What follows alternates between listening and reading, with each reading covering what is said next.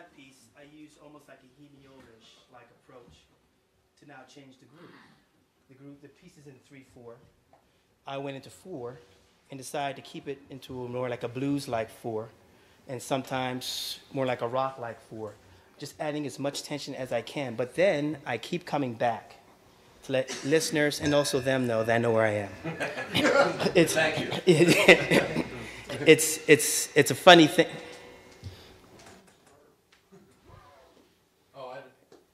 Yeah, my goodness! All of a sudden, I felt like we were in the canyon.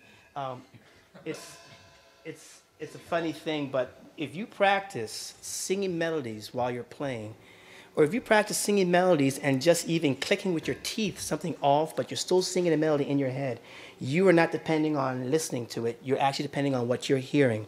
The way this trick works is when I was doing my master's at Towson and I had to pick a subject, I said, how about the teaching independence linear in a linear fashion versus in a more block fashion. Block fashion is where your teacher says, okay, here's what you got. Okay, I want you to keep chord notes in this foot. I want you to play eighth notes in this hand. I want you to play chord notes in this hand on this beat and this beat. Go. And a lot of drummers would sit there and they would just kind of beat out until finally everything became into sync. But I thought if you learned how to play things like one line, linear, as opposed to separately, you would learn things 1,000 times faster. It was a theory. So when I teach school and I have to teach polyrhythms, I teach my kids how to play 2 against 3. And there are some people in this room who probably know this little trick.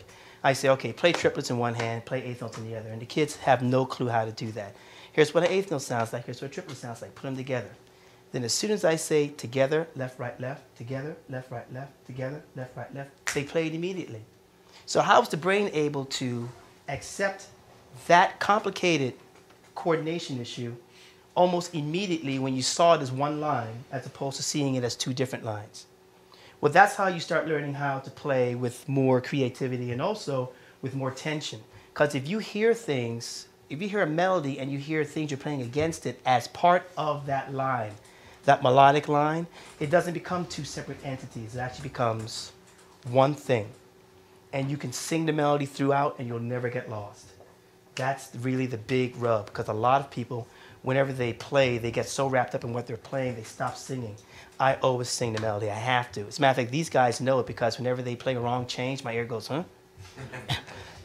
It's a thing about, I like to call myself a melodic drummer.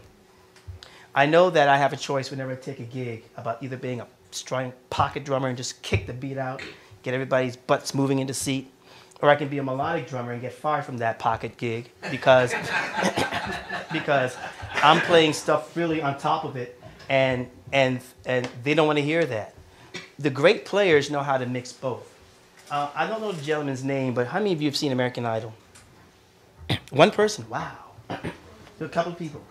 Well, if you ever get a chance to see American Idol, there's a house band that plays cover tunes.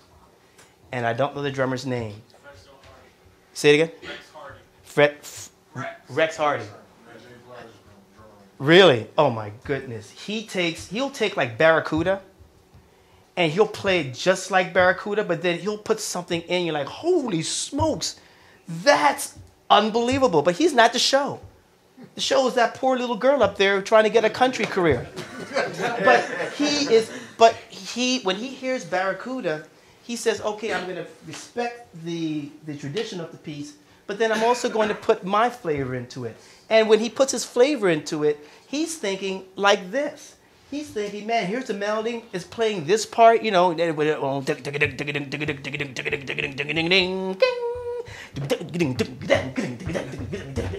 He's putting his feel, what he hears melodically against what's been established.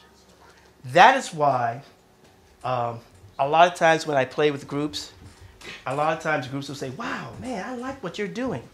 And a lot of times just say, can we get the other drummer back? I've grown to learn how to feel that out. The first thing you do is that you don't walk into a group and you say, okay, it's my way. Okay, here's how we're going to play it. Now, kids, hold on tight and trust me, we'll all get there at the same time. No, you play to the comfort level of those that you're playing with. And I find that I can express myself in the groups that I don't play with during their solos. When they solo, it's free reign. Sorry. But then when it comes back to the groove stuff, I'll put in the groove stuff. Then if they like what I did during the solo, then I'll try to do a little something during the head or of the piece. And if they like that, then they give me more credence to even go deeper into my little rabbit hole. So what you saw on this last tune, of course, as I said, was like hemiolas, which were used as a method of establishing a different feel. Let's see if we can even get deeper into that rabbit hole. What else do we have?